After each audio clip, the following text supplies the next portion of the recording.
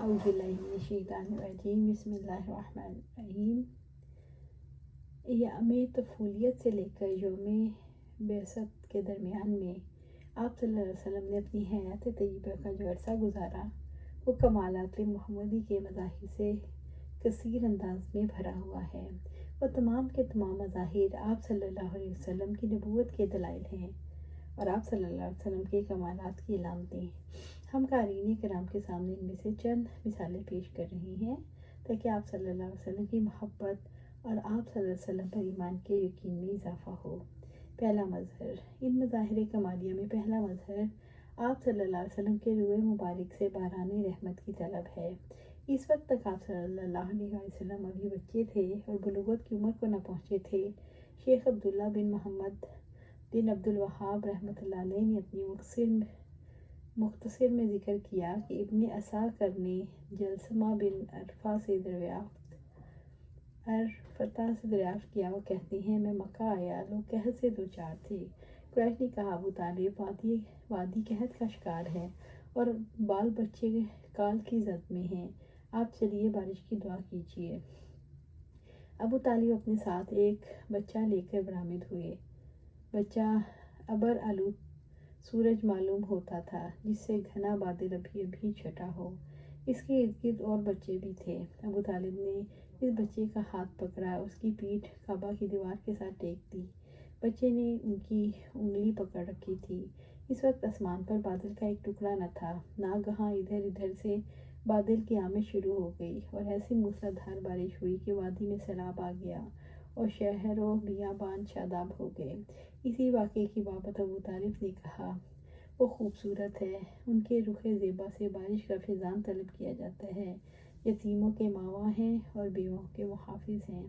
اللہ تعالیٰ کی انعامات میں سے رسول اللہ صلی اللہ علیہ وسلم پر یہ انعام ہے جو مظاہر کمال کا ایک مظہر ہے، کیونکہ اللہ تعالیٰ نے ابو طالب کو الہام کیا کہ وہ اس بچے کے طفیل بارش طلب کریں، حالانکہ وہ ابھی تک بچے تھے۔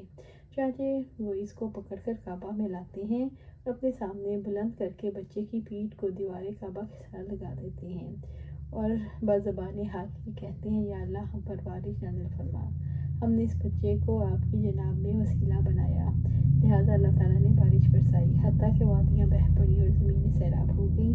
گویا یہ بھی طلوع نبوت کی ایک علامت ہے۔ نتیجہ، کمالات محمدی صلی اللہ علیہ وسلم کے اس مظہر کے مطالعے سے جو نتیجہ برآمد ہوتا ہے وہ نبوت محمدی صلی اللہ علیہ وسلم کی تاکید و توثیق ہے، جس کے بعد حب نبوی صلی اللہ علیہ وسلم اور آپ صلی اللہ علیہ وسلم سے قلبی تعلق میں اضافہ ہوتا ہے، حتیٰ کہ آپ صلی اللہ علیہ وسلم ایک آدمی کو اپنی ذات سے بھی زیادہ محبوب ہو جاتے ہیں اور اس کے بعد محبوب جس کا ترک کرنا پسند کرتے ہیں محب اس کو چھوڑ دیتا ہے۔ اس انداز سے عقیدت و عبادت، اخلاق و ادب میں رسول اللہ صلی اللہ علیہ وسلم کی اطاعت و اتباع مکمل ہو جاتی ہے۔ محبوب کے ساتھ یہی تعلق قیامت کی دہشت اور دنیا اور آخرت میں نجات و کامرانی کا راستہ ہے اور یہی طلبگاران صادقین کا مقصد حیات بھی۔ دوسرا مظہر، کمال محمدی صلی اللہ علیہ وسلم کا دوسرا مظہر یہ ہے کہ آپ صلی اللہ علیہ وسلم کا سطر کبھی نہیں کھلا۔ ایک دفعہ آپ صلی اللہ علیہ وسلم تعمیر کعبہ کے لیے قریش کے دیگر افراد کے ساتھ پتھر اٹھا رہے تھے۔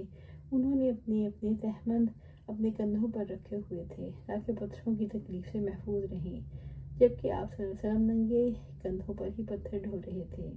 عباس رضی اللہ تعالیٰ نے آپ صلی اللہ علیہ وسلم کو دیکھ کر کہا اپنے تہبند کو کندھے پر رکھ لو تاکہ تکلیف نہ ہو۔ چنانچہ آپ صلی اللہ علیہ وسلم نے ایسا ہی کیا، جس سے آپ صلی اللہ علیہ وسلم کا سطر ظاہر ہو گیا اور آپ صلی اللہ علیہ وسلم اپنے چہرے کے بل زمین پر گر گئے۔ چنانچہ ایک آواز آئی اپنا سطر چھپاؤ، یہ فرشتہ تھا۔ اس کے بعد آپ صلی اللہ علیہ وسلم کا سطر کبھی نہیں دیکھا گیا۔ اس مظہر کے نتائج درجہ ذیل ہیں۔ جو کام آپ صلی اللہ علیہ وسلم کے مقام رفیع اور مرتبہ عظیم کا شایان نشان نہیں تھا، اللہ تعالیٰ نے اپنے رسول اللہ صلی اللہ علیہ وسلم کی اس سے وہ حفاظت فرمائی۔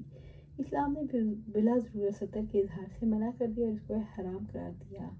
غیر و معروف کے امور میں آپ صلی اللہ علیہ وسلم کا اپنی قوم کے ساتھ تعاون کا بیان ہے، جو آپ صلی اللہ علیہ وسلم کے ذاتی، روحانی اور اخلاقی کمالات کا مظہر ہے۔ اللہ سبحانہ تعالیٰ سے دعا ہے ہمیں قرآن و سنت پر عمل کرنے کی توفیق دے اور اس پر جمع دے اور جنت الفردوس کے اعلیٰ مقام پر اپنے پاس گھر عطا فرمائے، آمین یا رب۔